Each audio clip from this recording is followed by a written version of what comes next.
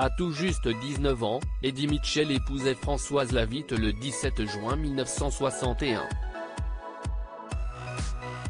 Premier amour du chanteur, de son vrai nom Claude Moine, il connaît également le succès la même année avec son groupe Les Chaussettes Noires avant de commencer une carrière solo l'année suivante. Mère de ses enfants Eddie, né en 1962, et Marilyn, née en 1965, Françoise ne voyait que rarement son mari, très occupé par la scène et les tournées musicales.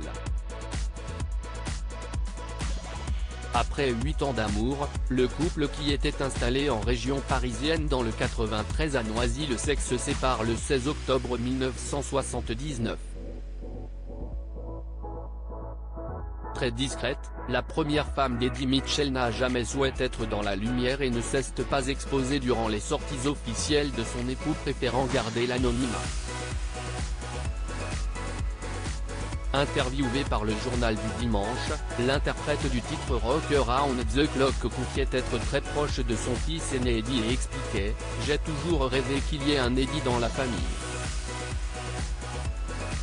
Alors, à la naissance de mon aîné, j'en ai profité. » Ce prénom d'artiste, si est mon rêve de gosse quand j'ai découvert Eddie Constantine. Eddie, ça vient de lui, un acteur discutable, mais quel chanteur. Selon le chanteur, son fils Eddie a une personnalité qui lui ressemble énormément. Il possède un caractère bien précis, pas si éloigné du mien, il n'est fait qu'à sa tête. Présent avec son père lors de cette interview, Eddie Moine avait également révélé quelques secrets de son enfance. S'appeler Eddie en étant le fils d'Eddie Mitchell n'a pas toujours été facile à porter. À l'école, il fallait passer entre les gouttes pour se faire des copains. Puis si est rentré dans l'ordre. Mon père nous a toujours protégés de la presse à sensation.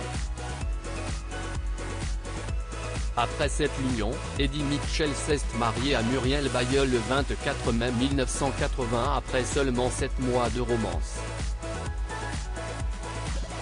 Ensemble, ils ont eu une fille, Pamela, née en 1982, dont son ami Johnny Hallyday était le parrain.